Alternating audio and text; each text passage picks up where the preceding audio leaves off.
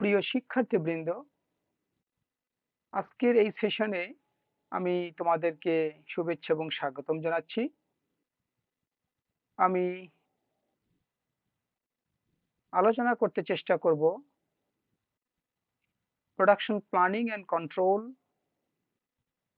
এই বিষয়ের উপরে, যার বিষয় কোড 27075, এবং আলোচনা করব নির্ধারিত সিলেবাসের ইউনিট 2 অর্থাৎ অধ্যায় 2 এর 2.1 এবং 2.2 এই দুটো টপিক নিয়ে। যেখানে আলোচ্য বিষয় হিসেবে বলা আছে যে ডিফাইন প্রোডাকশন প্ল্যানিং এবং describe importance of production planning, অর্থাৎ প্রোডাকশন প্ল্যানিং এর সংজ্ঞা বা বলতে কি বোঝায় এবং এর গুরুত্বটাই বা কি। শিক্ষার্থীবৃন্দ, আমরা প্রত্যেকেই যে অবস্থানে আছি, যে পর্যায়ে লেখাপড়া করছি, তাতে নিশ্চিতভাবেই উৎপাদন পরিকল্পনা অর্থাৎ প্রোডাকশন প্ল্যানিং এইটা বলতে কি বোঝায় তা কম বেশি আমাদের একটু ধারণা আছে। ঠিক সেই ধারণাকে মজুত করে আমরা প্রোডাকশন প্ল্যানিংয়ের সংজ্ঞা এবং গুরুত্ব সম্পর্কে এই কথাগুলো ভাবতে পারি এবং চিন্তা করতে পারি যে আসলে প্রোডাকশন প্ল্যানিং হচ্ছে এরকম একটি ঘটনা। সেটা কি তাহলে? সেটা হচ্ছে এই যে আমরা যে কোনো একটি প্রোডাক্টকে তৈরি করব, কারখানায় তৈরি করা হয়, এই তৈরি করার জন্য যত রকমের কর্মধাপ সেখানে সম্পন্ন করার বা নিষ্পন্ন করার প্রয়োজন পড়ে, সকল কিছুকে একত্রিত করে ধাপে ধাপে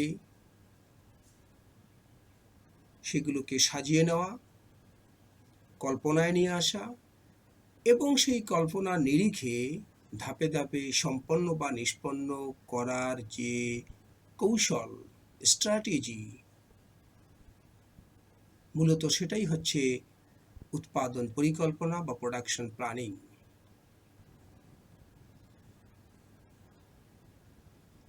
সেখানে অনেক ভাবনা থাকতেই পারে এবং থাকবে। প্রোডাকশনের টার্গেট থাকবে, প্রয়োজনীয় রিসোর্সেস কীগুলো লাগতে পারে সেগুলো ভাবনায় থাকবে, কোন শিডিউল অনুসারে সেগুলোকে সম্পন্ন করতে হবে সেটি থাকবে, কেমন খরচ হতে পারে, সকল বিষয়কে নিয়ে কারা এটা ব্যবহার করবে, তাদের চাহিদার বিষয় কি, কিভাবে বাজারজাত করা হবে, সকল বিষয়গুলোর সঙ্গে সমন্বয় করে আমরা ধাপে ধাপে যে কৌশল কল্পনায় নিয়ে আসবো এবং সেটি বাস্তবায়ন করব, সেটি মূলত একটু আগে যেমন বললাম উৎপাদন পরিকল্পনার সংজ্ঞা হিসেবে বিবেচিত হবে। একটি ধাপের সঙ্গে অন্য একটি ধাপ কিন্তু ওতপ্রোতভাবে জড়িত থাকবে এবং ডিপেন্ড করবে, অর্থাৎ নির্ভরশীল থাকবে। একটি ধাপ না হলে, সম্পর্কযুক্ত একটি ধাপ সম্পন্ন না হলে অপর একটি ধাপের কার্য সম্পন্ন করা, সমাধা করা উচিত হবে না এবং উচিত হয় না। এটাই হচ্ছে প্রোডাকশন প্ল্যানিংয়ের মূল বৈশিষ্ট্য। এই নিরিখে যদি আমরা চিন্তা করি তাহলে প্রোডাকশন প্ল্যানিংয়ের ইম্পর্ট্যান্স বা গুরুত্বটা ঠিক এরকম যে একটি কোম্পানিকে, একটি প্রতিষ্ঠানকে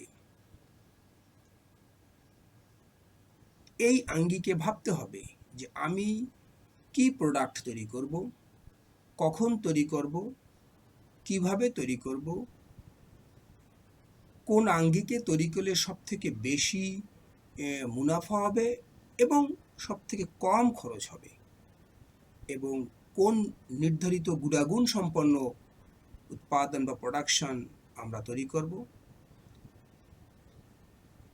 এই সকল কিছু বিবেচনা যেহেতু এর মধ্যে করতে হয় বা করতে হবে, সেজন্যই প্রোডাকশন প্ল্যানিংয়ের অত্যধিক গুরুত্ব। একই সাথে এর মধ্যে এই উৎপাদন ব্যবস্থার মধ্যে কোথায় কি সমস্যা হতে পারে, তার সমাধান কিভাবে হবে, কিভাবে নিয়ন্ত্রণ করা হবে, এইগুলোকে অ্যাড্রেস করা, এইগুলোকে নিষ্পত্তি করা, সেটাও কিন্তু প্রোডাকশন প্ল্যানিংয়ের মধ্যে ঘটে বা ঘটতে হবে। তাহলে নিশ্চয়ই প্রোডাকশনের ক্ষেত্রে, ম্যানুফ্যাকচারিংয়ের ক্ষেত্রে এই ভাবনার জায়গাটা, কল্পনার জায়গাটা ঠিক রাখতে হবে, ঠিক করতে হবে এবং তার নিরিখে কার্য সম্পাদন করতে হবে। তাহলেই একটি কাঙ্ক্ষিত বা প্রত্যাশিত প্রোডাকশন হওয়া সম্ভব। এই জন্যই প্রোডাকশন প্ল্যানিংয়ের গুরুত্ব অত্যধিক।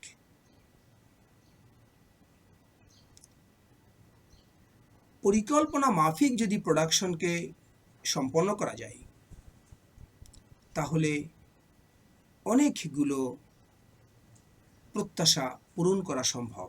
তার ভিতরে সবথেকে মূল্যবান যে বিষয়টি, সেটি হচ্ছে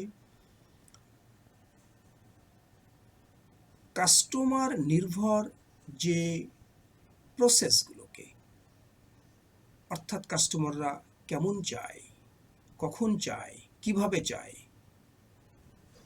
এবং কাস্টমার নির্ভর নয় এমন যে প্রসেসগুলো,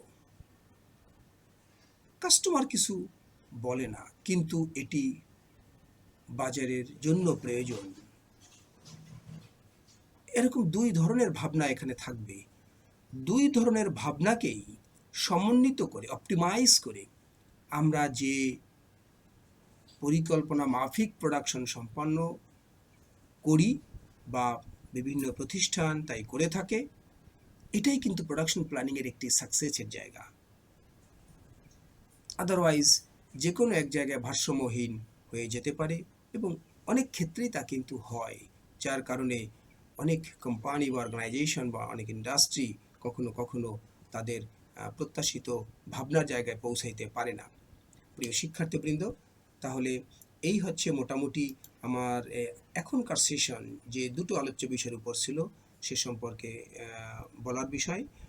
তোমরা আরও লিটারেচার পড়ে আরও তোমাদের ধারণাগুলো আরও বেশি শক্তিশালী করবে এই প্রত্যাশা রেখে এখনকার সেশন আমি শেষ করি। সকলকে ধন্যবাদ।